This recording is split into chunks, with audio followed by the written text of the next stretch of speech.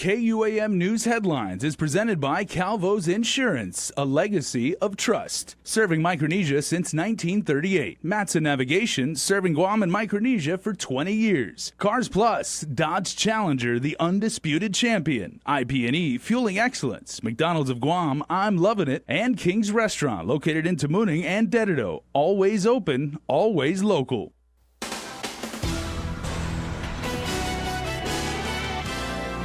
I think it only makes sense to increase the minimum wage. Coming up on Prime Time, a measure is introduced to increase the starting pay that employers can give to their workers. Also, lawmakers today went over a number of bills, including a controversial measure that deals with electronic signs. And also coming up, there's change happening at the very top of the Guam Fire Department. And with that, we bid you hafide, everybody, and good evening. I'm Jason Salas alongside Sabrina Salas-Matinani. And if you were watching us live on KUAM TV8, streaming us on Facebook Live, watching us behind the scenes on Instagram Live, or checking us out in 360 where you can see everything that's going on here in the studios in real time, we thank you for tuning in tonight. Well, we could soon see the minimum wage on island go up. That, Bree, is if newly introduced legislation does become law. KUAM's Valerie Maige has the details in tonight's top story. Paying for everyday necessities may be one thing, but for college student Kirsten Duenas, paying for school doesn't come easy. That's why she looks forward to any effort being done to increase the minimum wage on the island. Because the last time we worked was a couple years ago, and the minimum wage was still under $8. But I think with all of the prices, going up, I think it only makes sense to increase the minimum wage, especially with, students nowadays trying to pay for, college and everything.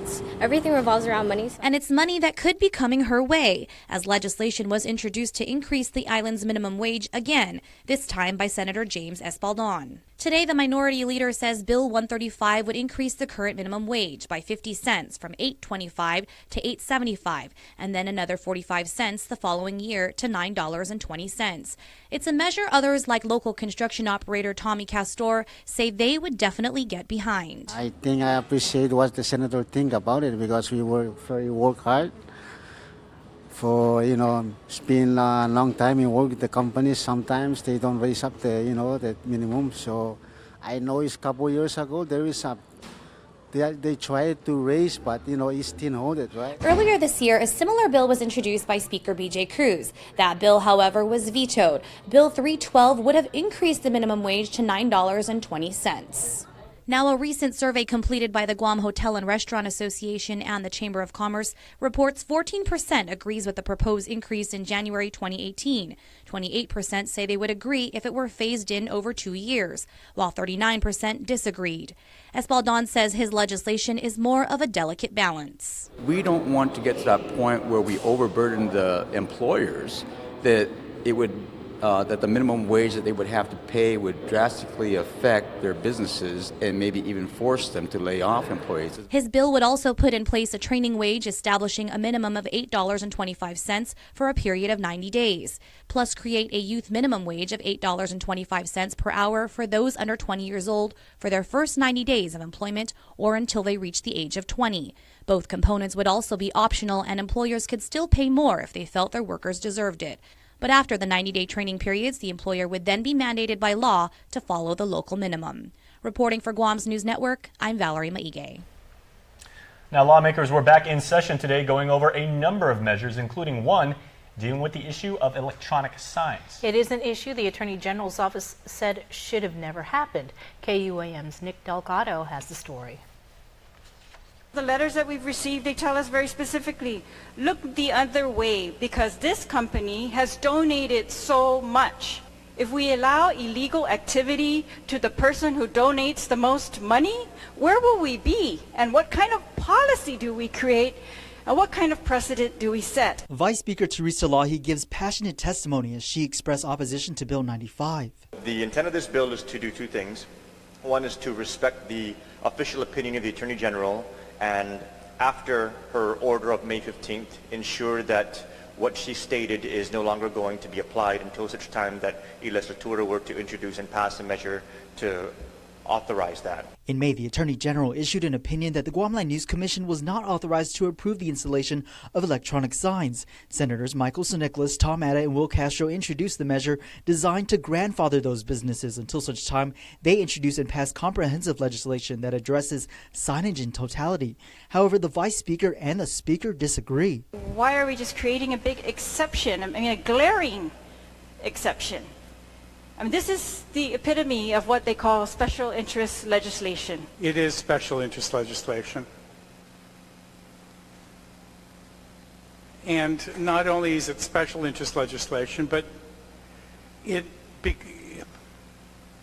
singles out two companies. But the bill's co-author, Senator Castro, defended the measure on the session floor. My position on 95 is basically about the whole law and how antiquated it is. You see, Madam Speaker, based on the testimony provided at the public hearing and on subsequent submissions and input thereafter, it's apparent that the problem isn't inherent in the kind of business they're in.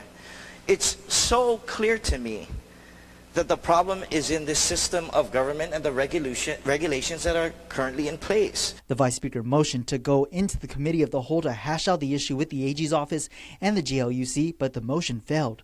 Session resumes Wednesday morning. Reporting for Guam's News Network, Guahusinik Delgado. Also on session floor, Senator Lee made a new motion to place 94 on session agenda. That bill failed to get enough votes on Monday, but did secure enough votes today to be added to session agenda. Well, it has been 6 days since Senator Michael Nicholas told his colleagues he would be stepping down as chair of the Committee on Rules. But KUAM has learned that as of today, officials at Speaker B.J. Cruz's office said no formal resignation letter has been received. Last week, Nicholas announced that he had achieved his goals as the committee chair and that he was simply, quote, passing the torch. As reported, it is at the discretion of the legislative speaker to appoint a new chairman if a vacancy exists. In other news, the head of the Guam Fire Department is taking a step down to fill the position as GFD's new deputy fire chief. Joey Nicholas served at the helm for the past 6 years, with Adelup thanking him for his leadership, as well as his dedication to improving the agency and increasing the number of working ambulances and fire trucks. Nicholas says it's always been part of the plan to eventually return to a classified position. I think you won't find really good talent at the current. It's very bittersweet for me. I definitely enjoyed being the fire chief. I continue to enjoy it and doing what I can as a leader. But, you know, I'm still taking this opportunity as a deputy. It is one rung down on the career ladder, but it's still a leadership role where I can continue a lot of the good work that we've done. Nicholas, who has garnered a lot of support on social media, adds he will serve as acting fire chief until a new chief is appointed. Well, we brought you the exclusive video on social media when police responded to a riot reported in Harmon near the Hemlani apartments last night. Now, one man is under arrest accused of beating another man with a beer bottle. It happened around 6:30 last night. KUAM was at the Harmon scene and saw a man bleeding from the head. Court documents state MJ Sowas encountered the victim at the store. When Sowas asked if the victim wanted to fight, the victim declined. Sowas then allegedly used a beer bottle to hit the man. He's charged with aggravated assault as a third-degree felony. Court documents state he appeared to be intoxicated at the time of the arrest. The victim, meanwhile, was taken to GMH for minor injuries.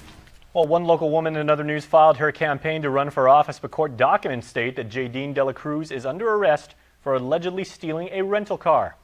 Documents state she wrote a check in the amount of $1,500 to rent a vehicle for 2 weeks. But when she failed to return the vehicle, the rental company learned she gave them some false information about where she worked and that the check was returned because they could not verify the account. The car was found yesterday in Agate, with Dela Cruz telling authorities she had no intentions of returning it. Dela Cruz has been charged with theft of property as a second-degree felony. We have been able to confirm that Dela Cruz filed to run for senator in the 2018 election. A man is being charged with attacking a police officer at least 2 times while in their custody. 28-year-old Irvin Peter is charged with assault on a peace officer and resisting arrest. On Saturday, police responded to a disturbance in Dededo. A responding officer tried to calm down the suspect before eventually attempting to put him in handcuffs. Both struggled as the officer fell to the ground. The man then elbowed the cop in the abdomen. Court documents state while the suspect was in the holding cell, he screamed that his handcuffs were too tight. The officer tried to calm him down again as he loosened the handcuffs. That's when the man managed to break free and even struck the officer in the neck. He was treated for his injuries. Search efforts continue today for one of the teens who escaped from DYA Monday afternoon. The pair first escaped from the facility around 4 p.m. yesterday. Around 3 hours later, officials confirmed one of the clients had been located. GPD is assisting with the search for the second teen. With anyone with information, asked to call Guam Crime Stoppers. Their number, of course, 477-HELP. That's 477-4357. Prosecutors are asking for writing samples from defendants involved in a luxury car scheme. This request was filed in the government's motion for discovery. Prestige Automobiles President John Shen, Sales Manager Orlando Domingo, and Sales and Ordering Administrator Anna Absalon are accused of fraudulently registering as many as 50 luxury vehicles before shipping the cars off to China. The scheme unfolded when one victim applied for public assistance but was denied because he unknowingly had 2 luxury cars registered to his name. Parties today also urged whether Domingo may return to work at the car's dealership satellite location in Upper Tumon. The government opposed their motion despite assurances from the defense that Domingo would not talk about the case. Well, in other news, a local attorney and Alcohol Beverage Control Board member goes to trial in November.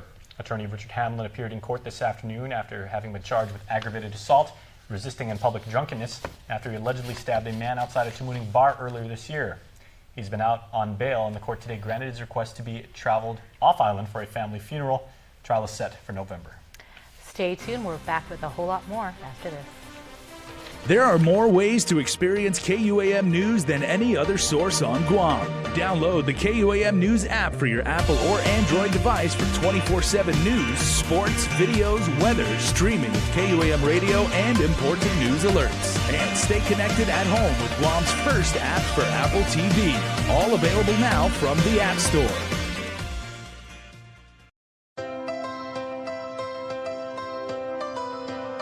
When we face an uncertain path,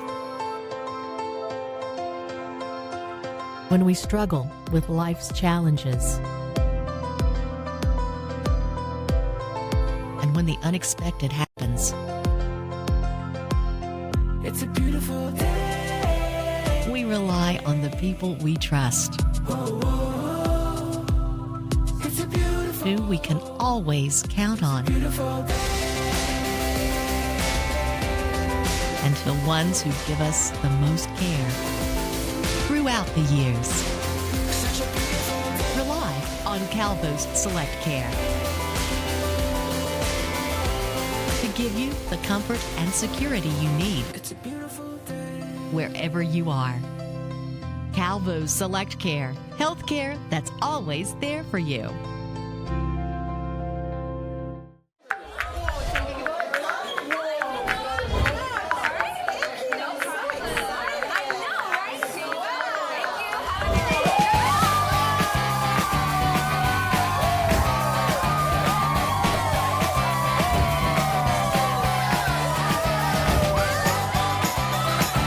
Celebrate more data on the ITV Family Share Plan. Get the amazing Samsung Galaxy S8 and an S7 for just $198 when you bundle your mobile plans on a share plan.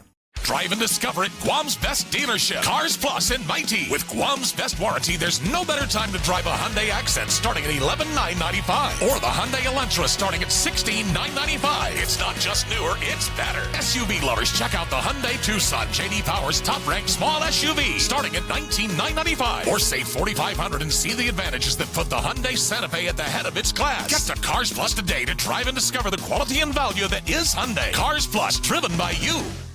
Chuck E. Cheese's Guam is not all fun and games. Our pizza is delicious with the freshest toppings, oven-baked to order. Try the fresh salad bar, sandwiches, and don't forget our mouth-watering wings. Come and eat at Chuck E. Cheese's Guam.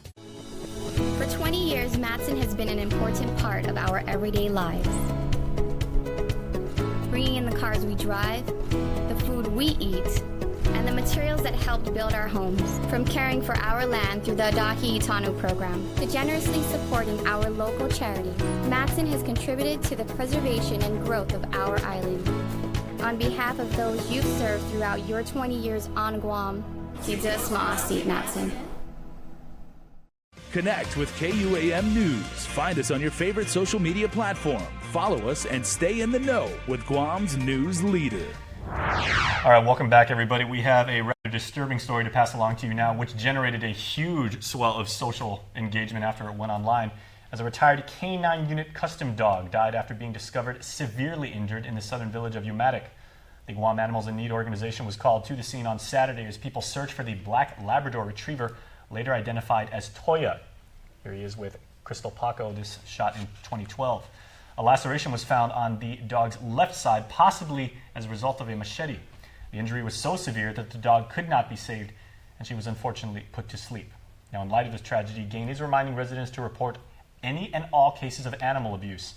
Like as I said, Crystal took this shot with Toya, now deceased, back in the year 2012. Search and seizure isn't only a common phenomenon at the prison, but also at Guam's public schools. KUAM's Isa Baza gives you a closer look now at the issue that's becoming more and more prevalent at DOE.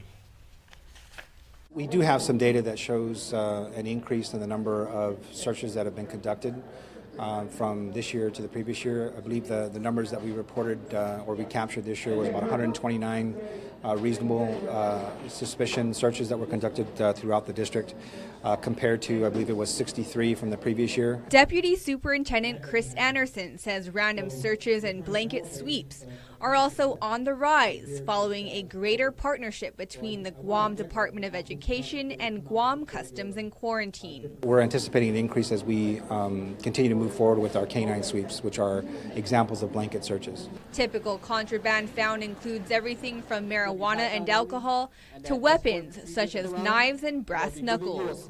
The searches can be conducted with reasonable suspicion by employees who receive information indicating students may be in possession of contraband.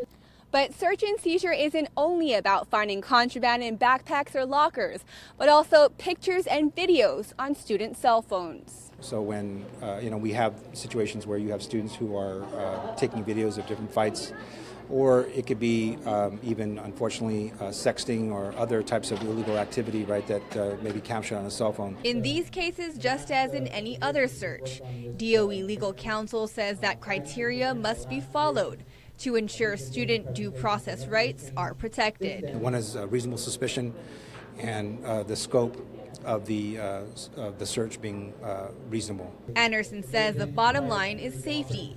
That's the premise behind a school safety conference being held at Okado High School this week. If the bill passes, Administrator Jay Rojas says the agency could access triple tax-exempt financing within 6 weeks.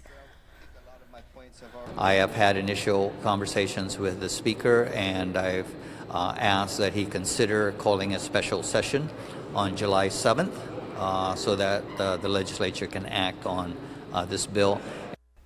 Rojas adds the agency has a design, engineer, and construction manager on retainer.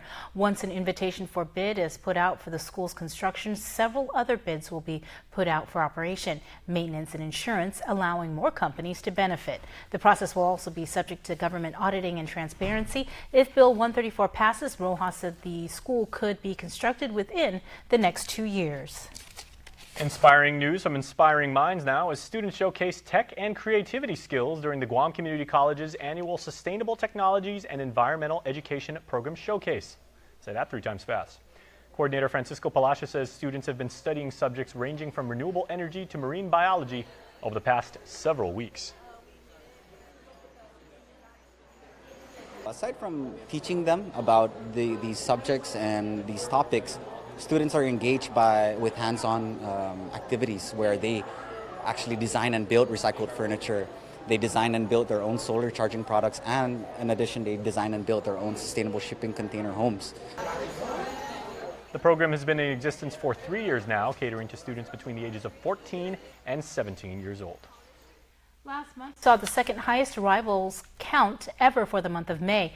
Guam welcomed nearly 119,000 visitors. That's a 3.9% year-on-year increase.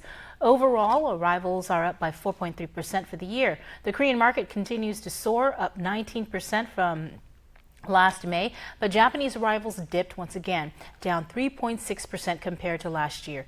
GVB says it's concerned about a lack of airline seat capacity for the all-important Japan market. There were almost 1.4 million seats for the Guam route in 2012, but that dropped to less than 1 million last year.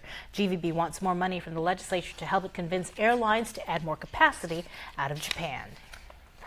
What self-respecting Guamanian does not enjoy barbecue? Well, it is that time to fire up those grills down in Tumon for the 5th annual Guam Barbecue Block Party, which gets underway on Saturday. Thousands are expected to come out and will get a chance to enjoy a variety of local barbecue recipes from local chefs, as well as top-notch music. There also will be a hot dog eating competition. One of the reasons why we do this event and feature our chefs and our barbecuers is it kind of raises and elevates the quality of our food on Guam and our cuisine. The event's going to be at Pleasure Island in Tumon this Saturday from 5:30 p.m. to 10 p.m. Roads will be closed for the event. Stay tuned. Sports is coming up next, but first, here's a look at your weather forecast.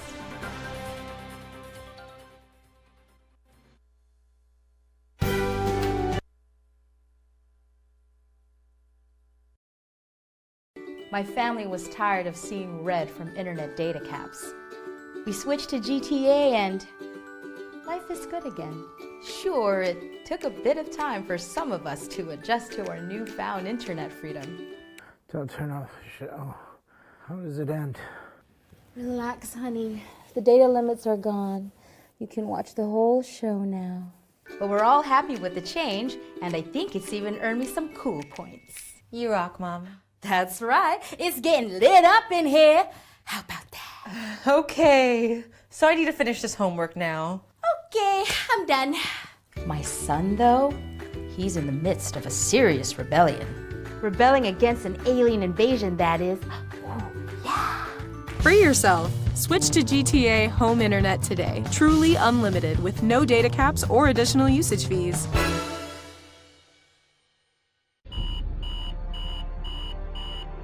I prepare. I train. Through strength, determination, and focus. You can overcome anything because every step, every move brings you closer to your goals. This is what makes you an alpha. At KFC, we choose to make spicy, crispy chicken sandwiches. Not because it is easy, but because it is hard. We choose not only to launch KFC's new Zinger sandwich in a $5 fill-up, but to take it to space. Will it be easy? No. Will it be hard? Yes. We've already covered that. But when we succeed, we will lick our fingers good! Space sandwich! Yeah! Try the Zinger sandwich before it goes to space. Maestros lead with authority, exactness, inspiration. It's that kind of performance that deserves a standing ovation. Ladies and gentlemen, lead like a pro. The GMC Acadia. Step up to GMC and get nearly $5,900 total value on select 2017 GMC Acadia vehicles in stock. Visit AutoSpot GMC today. KUAM Sports is presented by Triple J.